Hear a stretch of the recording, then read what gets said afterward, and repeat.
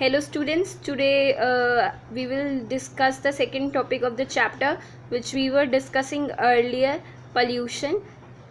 Earlier we have discussed air pollution. Now we have to discuss water pollution and other topics which are related to this chapter.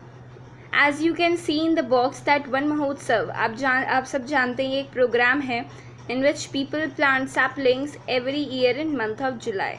Okay, and these are some pictures which depict, see, water pollution, and it is leakage of oil during drilling.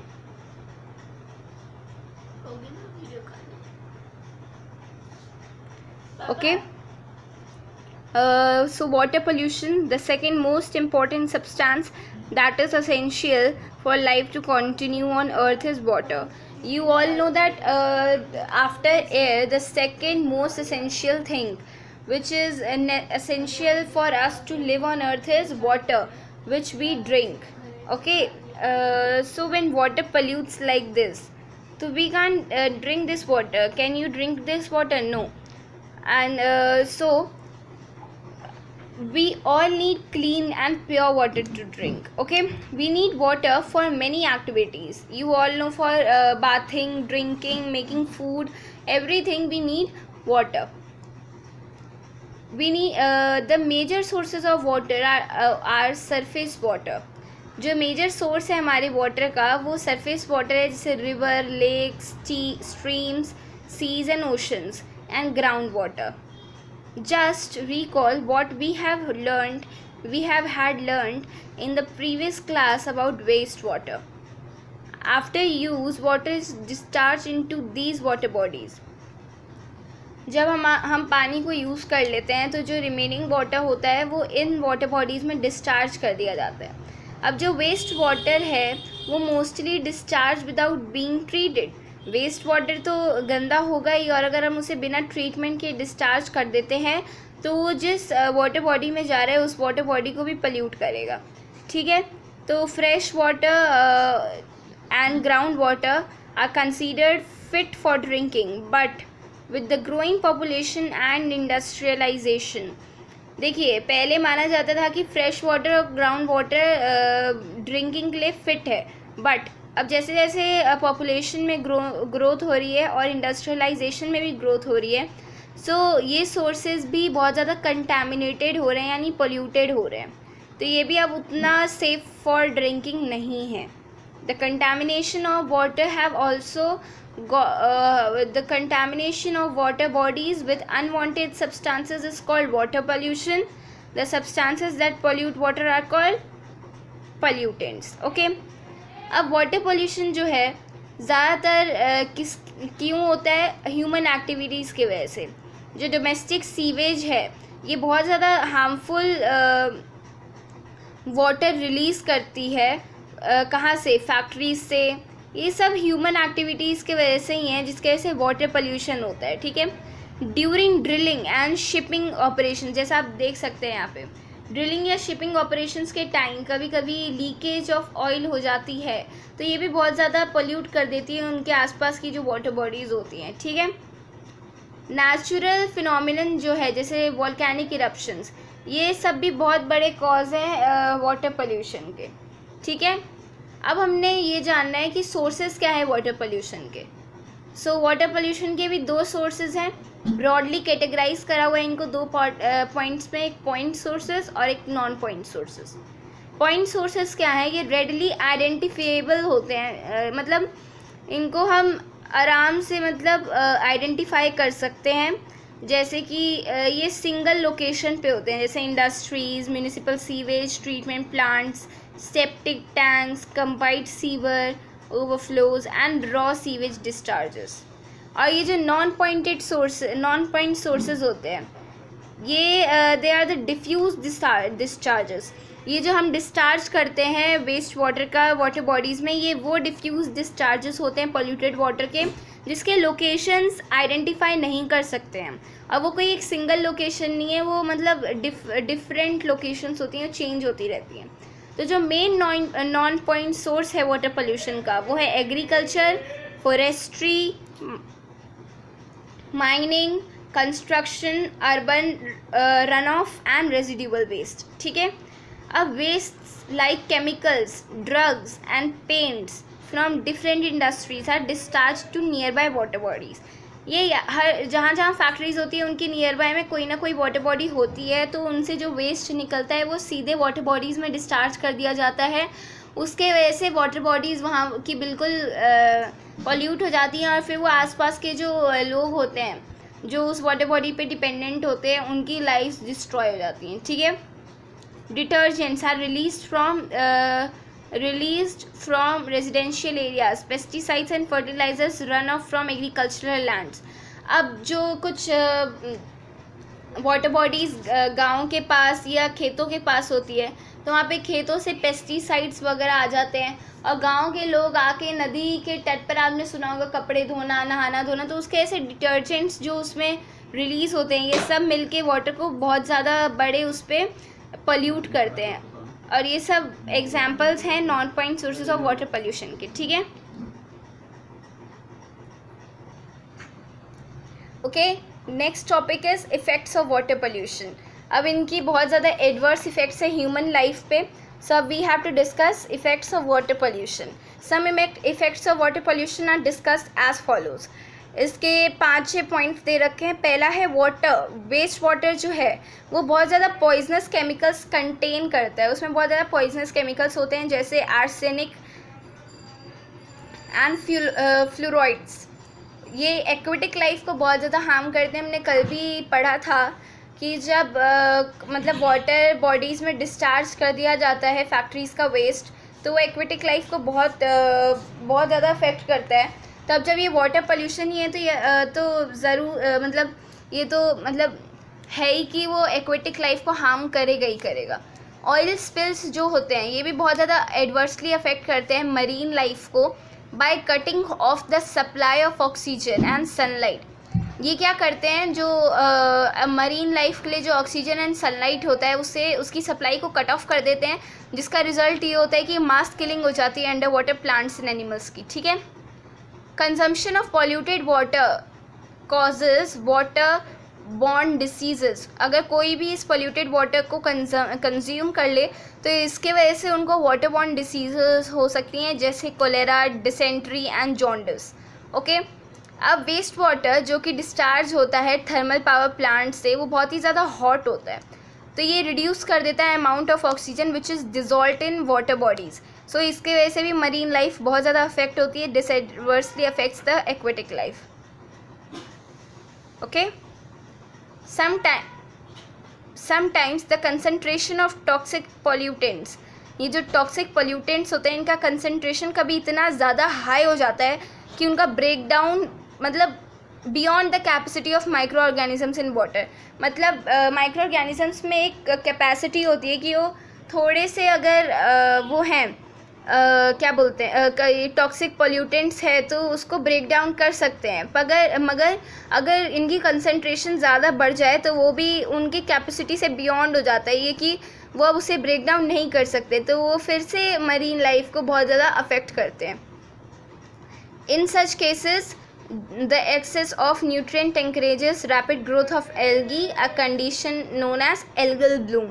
जब इन situations में excess of nutrients हो जाते हैं जो कि encourage करते हैं रैपिड ग्रोथ ऑफ एल्गी, और इस कंडीशन को हम कहते हैं एल्गल ब्लूम। ओके, सो जब ये एल्गी डाई मतलब मर जाते हैं तो इनके जो रिमेन्स होते हैं यानी dead algae further add to the organic waste already in the water. जो वाटर में ऑर्गेनिक वेस्ट होते हैं इसमें ये एडअप हो जाते हैं। इवेंचुअली जो वाटर होता है वो डेफिशिएंट हो जाता है ऑक्सीजन में, जैसे जैसे ये बढ़ते जाते हैं तो वाटर में ऑक्सीजन की डेफिशिएंसी होने लग जाती है। अब next term is eutrophication. Eutrophication क्या होता है? It is a gradual increase in the concentration of phosphorus, nitrogen and other plant nutrients in an aquatic ecosystem such as a lake. This condition is fatal for many kinds of aquatic life. Eutrophication वो होता है जब किसी भी ecosystem, aquatic ecosystem जैसे lake, इन सब में जब कुछ कंसंट्रेशन ऑफ फॉस्फोरस, नाइट्रोजन और अदर प्लांट न्यूट्रिएंट्स की ज़्यादा ग्रेजुअल इंक्रीज हो जाती है, इसको हम कहते हैं यूट्रोफिकेशन। और ये कंडीशन बहुत सारे काइंड्स ऑफ एक्वेटिक लाइफ के लिए बहुत ज़्यादा फेटल होती है, ठीक है, उतनी अच्छी नहीं मानी जाती है। कंटामिनेटेड जो वाटर जो होता है उसके बहुत ज़्यादा एडवर्स इफेक्ट्स होते हैं living organism, specially on humans, क्योंकि ये बिल्कुल रिलायबल सोर्सेज हैं, ये बिल्कुल वाटर पे डायरेक्टली उसी पे निर्भर हैं, they are responsible on it.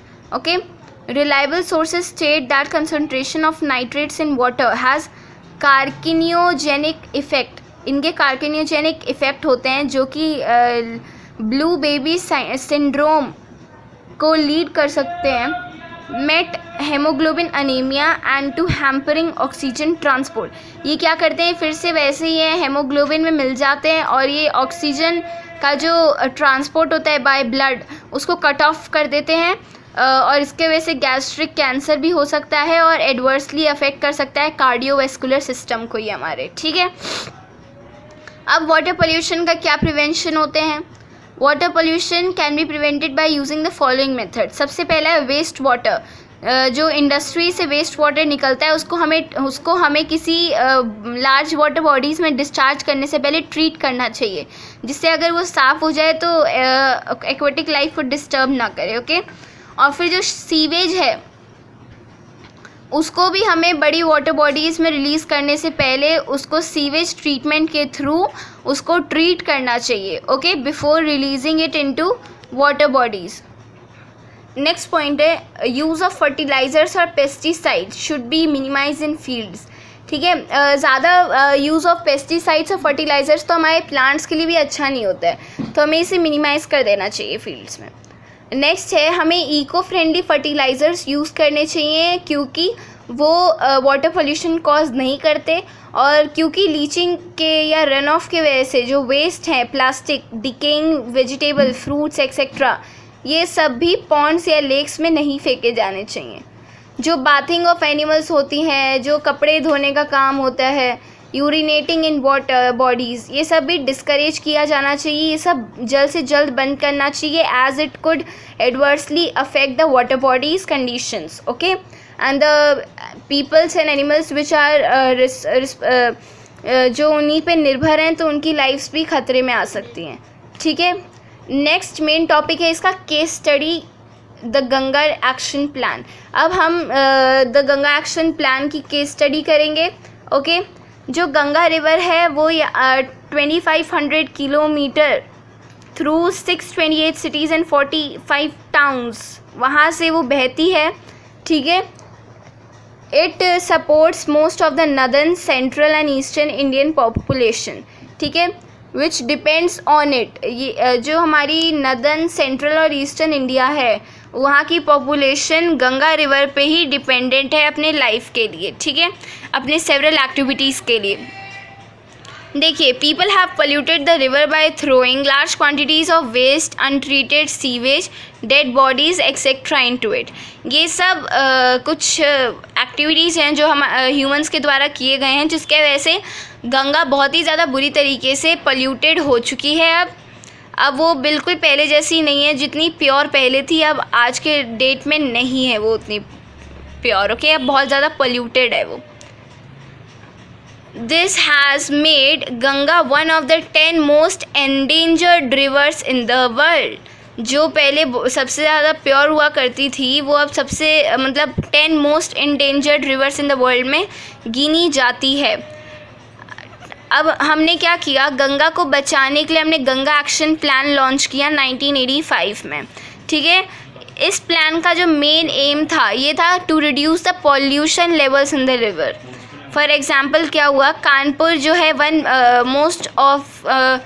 Of the most polluted cities है यूपी में, तो गंगा ने क्या, Ganga has been polluted by people washing clothes, bathing and defecating in the river. Okay, there are more than 5,000 industries in Kanpur that release toxic chemicals waste in river Ganga, ये भी बहुत ज़्यादा adversely affect कर रही है गंगा की कंडीशन को, क्योंकि कानपुर एक one of the most polluted city है यूपी में। उसमें अकेले में 5000 से ज़्यादा इंडस्ट्रीज़ हैं, जो कि एक इंडस्ट्री इतनी ज़्यादा टॉक्सिक केमिकल रिलीज़ करती है तो 5000 इंडस्ट्रीज़ कितनी रिलीज़ करती होंगी, और वो सारा एक साथ रिवर गंगा में ही जा रहा है, इसलिए वो बहुत ज़्यादा पोल्यूट हो जाता है। We all should come forward and participate in cleaning the Ganga and help the government in the endeavour. Yamuna is another polluted river, Yamuna भी बहुत ज़्यादा पॉल्यूटेड रिवर हो चुका है अब आज के डेट में। 60% off the waste produce in Delhi is dumped into the Yamuna. अब you are all aware that Delhi is how much polluted. अब यहाँ का भी सारा जो वेस्ट है वो भी डंप किया जा रहा है यमुना में। तो अब the Yamuna action plan is an attempt by the government to clean the Yamuna already in place. अब यमुना गंगा प्लान भी यमुना एक्शन प्लान भी बनाया जा चुका है गवर्नमेंट के द्वारा, ताकि वो यमुना रिवर को भी क्लीन कर सके।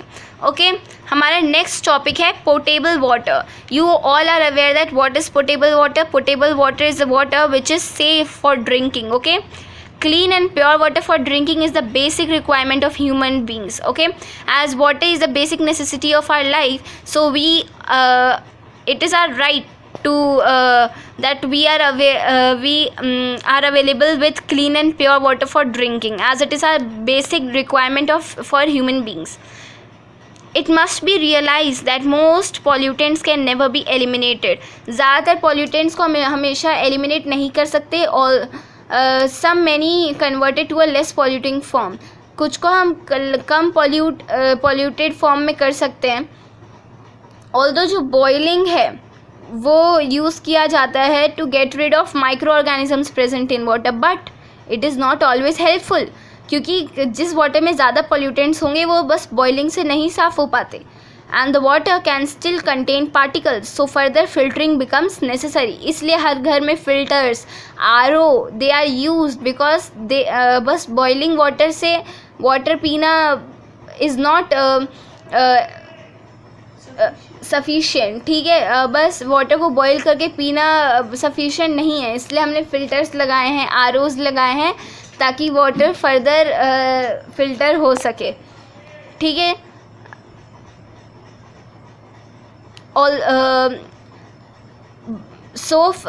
the water which is safe enough to be consumed by humans or used with low risk of immediate or long term harm is called potable water.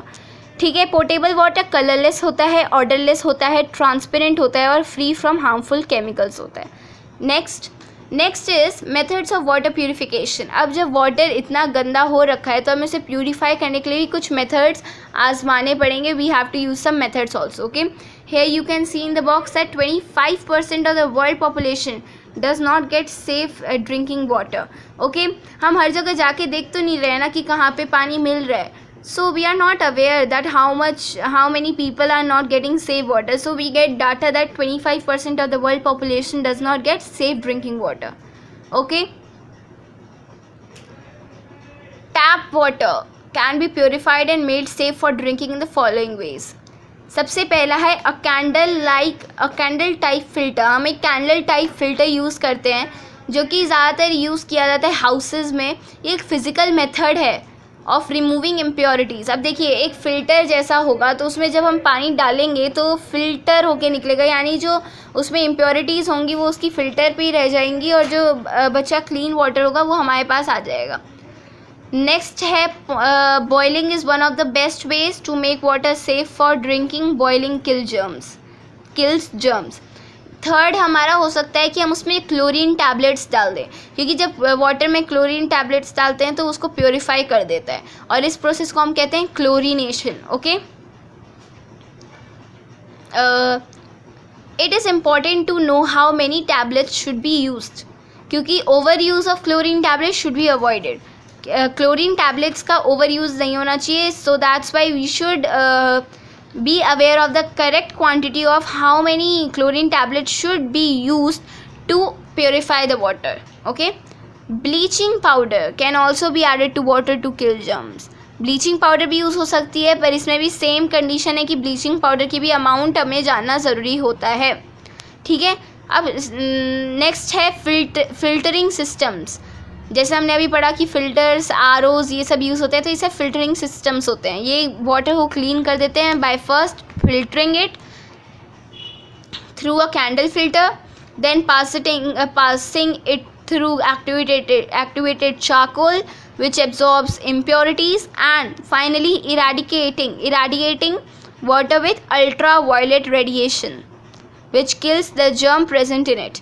ठीक है, फिल्टरिंग सिस्टम्स में क्या होता है, सबसे पहले जो वाटर होता है वो हमें कैंडल फिल्टर के द्वारा उसे भेजा जाता है फर्स्टली, देन उसको एक्टिवेटेड चारकोल के थ्रू पास करवाया जाता है, जिसमें जो एक्टिवेटेड चारकोल है वो एब्जॉर्ब कर लेता है इम्प्योरिटीज़ को, और finally irradiating water with ultraviolet radiation, ultraviolet radiation के साथ उससे वाटर को इराडिएट करता है, जिससे जो जर्म्स प्रेजेंट होते हैं उसमें वो सारे मर जाते हैं। ठीक है, ozone is also use in place of chlorine as it kill germs and then gets converted into oxygen. Ozone को भी हम यूज़ करते हैं क्लोरीन की जगह, क्योंकि वो भी जर्म्स को मारता है, फिर उसको कन्वर्ट कर देते हैं हम ऑक्सीजन में, दस increasing the quantity of dissolve oxygen in water. ठीक है, क्योंकि वाटर में ऑक्सीजन की कमी नहीं होनी चाहिए, इसलिए हम ओजोन को भी ऑक्सीजन में कन्वर्ट कर देते हैं, जिससे ऑक्सीजन की जो क्वांटिटी है वाटर में, जो डिसॉल्व्ड ऑक्सीजन है उसकी क्वांटिटी इंक्रीज हो जाए। ठीक है, नेक्स्ट पॉइंट है रिवर्स ऑस्मोसिस। ये एक अनदर मेथड है वाटर के प्योरीफिकेशन का। ठीक है, इस मेथड में क्या होता है, water is forced out of the waste through a semi permeable membrane by applying pressure. हम एक सेमी परमिएबल मेम्ब्रेन को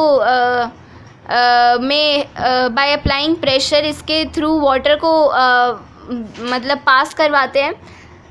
सेमी परमिएबल मेम्ब्रेन क्या होता है, जिसमें से जो इम्प्योरिटीज़ होती हैं उसके अलावा वाटर पास हो जाएगा। ठीक है, सिटीज़ में वाटर ट्रीटमेंट प्लांट्स को हम यूज़ करते हैं for cleaning water from rivers and lakes before it is sent to homes.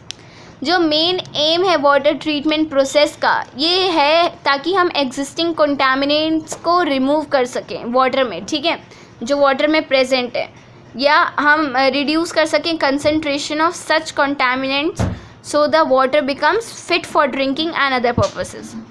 जो 3 मेन स्टेप्स हैं प्रोसेस ऑफ वाटर प्योरीफिकेशन में, वो है sedimentation, filtration and disinfection, which are discussed as follows. ठीक है, अब इसके लिए देखिए हमारे पास एक फ्लो चार्ट भी गिवन है हमें। वाटर ट्रीटमेंट प्लांट होता है ये, यहाँ पे सबसे पहले एक रिजर्वॉयर होता है जिसमें वाटर कलेक्टेड होता है, यहाँ से सेडिमेंटेशन टैंक में जाता है, यहाँ पे इस वाटर का सेडिमेंटेशन होता है, उसके बाद वो लोडिंग टैंक में जाता है, यहाँ से लोड होने के बाद इस बड़े से इसमें मतलब एक कंटेनर में उसे रिलीज़ किया जाता है, जिसमें वाटर ऊपर रह जाता है,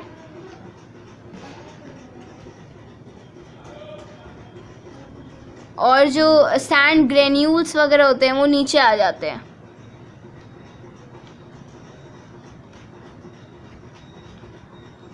ठीक है, इसमें कोर्स ग्रेवल फाइन सैंड सब नीचे आ गया। उसके बाद ये अनदर टैंक में आया जहाँ पे क्लोरीनेशन हुई ताकि बैक्टीरिया को किल कर सकें। उसके बाद टैप में वाटर आ गया to homes which is pure for drinking and safe for using for any purposes. ठीक है, अब नेक्स्ट अब हमारा फर्स्ट इसमें जो स्टेप है वो है सेडिमेंटेशन। इसमें क्या होता है, the water that is pumped from a river into a tank is allowed to stand for some time। जो वाटर हमारा पंप किया जाता है किसी रिवर से एक टैंक में, वो सेडिमेंटेशन के टैंक में अलाउ किया जाता है कि वो थोड़ी देर खड़ा रहे, मतलब स्टिल वाटर ऐसे ही खड़े रहे वो थोड़ी देर। तो जो उसके जो हैवी सस्पेंडेड पार्टिकल्स होते हैं वो नीचे बॉटम में सेटल हो जाते हैं, और जो ऊपर से जो प्योर वाटर होता है वो नेक्स्ट टैंक में भेज दिया जाता है, और इस प्रोसेस को कहते हैं हम सेडिमेंटेशन। ओके, अब देखिए हमारा नेक्स्ट इसमें स्टेप है फिल्ट्रेशन। फिल्ट्रेशन में क्या होता है, जो वाटर है जो अभी फिल्टर होके आया है, इसे हम thick layer of sand and gravel से पास कराते हैं, जिससे इसमें जो रिमेनिंग सस्पेंडेड इम्प्योरिटीज़ हैं वो भी रिमूव हो सकें। यानी filtration, the water is then filtered through thick layers of sand and gravel to remove the remaining suspended impurities. Third step is chlorination. जो फिल्टर्ड वाटर होता है उसे हम डिसइंफेक्ट करते हैं बाय यूजिंग क्लोरीन और bleaching powder. It kills harmful germs present in the water. The purified chlorinated water is then supplied to houses through a network of pipes, okay, which is safe for drinking and for consuming for any use. A fact is, a dripping tap that lets a drop of water falls every second wastes thousands of liters of water every year. So we should इसीलिए कुछ हैं ways to save water. और इसमें एक ये भी वे है कि हमें हमेशा लीकिंग टैप्स को फटाफट से प्रिपेयर करा लेना चाहिए. कभी भी उसे लीकिंग नहीं छोड़ना चाहिए, क्योंकि अभी आपने पढ़ा कि जो ड्रिपिंग टैप होती है वो थोड़ा थोड़ा करके 1000 of litres of water waste हो जाते हैं उसमें. हमें लगता है थोड़ा सा वाटर वेस्ट हो रहा है, पर वो मिला कर देखें तो कितना ज़्यादा वाटर वेस्ट हो रहा होता है पूरे वर्ल्ड में. Okay, ways to save water. At an individual level, we should try to save water by the mantra of reduce, reuse and recycle. हम इसे हर प्रोसेस में यूज़ करते हैं. We can do it in several ways. Some of these ways are as follows. Reduce क्या कर सकते हैं हम? The wastage of water by taking a bath, using bucket and mug and not taking a shower. Okay, second है reuse the water used to wash vegetables and fruits to water plants. Okay. Third is do not leave the tap running while brushing your teeth. Fourth है get a leaking tap or pipe repaired. And last is remember, pollution is affecting the quality of our daily lives. It can endanger the very survival of life on our planet. So हमें किसके लिए करना है ये सब? अपने लिए करना है. Not we are doing for anybody else. We are saving lives of our people only. For ourselves only. जो एनिमल्स हमारे साथ हैं, जो प्लांट्स हमारे साथ हैं, उनकी लाइफ्स बचाने के लिए करना है. सो ये सब आपको अपने डेली लाइफ अपने शेड्यूल में ऐड करना चाहिए. वाटर सेव करना, प्लांट्स लगाना, एयर पोल्यूट ना करना, वाटर पोल्यूट ना करना, ये सब कुछ पॉइंट्स है जो हमारी लाइफ्स को और बेहतर बना सकता है. ओके, अब देखिए यहाँ पे समरी है क्विक रिव्यू के लिए. आप इसको प्रेफर कर सकते हैं, मैंने इसलिए आपको दिखा दिया. आप वीडियो पॉज करके इसको देख सकते हैं. It will be very helpful for you. 1 markers में शॉर्ट टाइप्स क्वेश्चंस में ये आपको हेल्प कर सकते हैं. मैं एक बार नरेट कर देती हूँ आपको. Air pollution is the contamination of air with undesirable substances.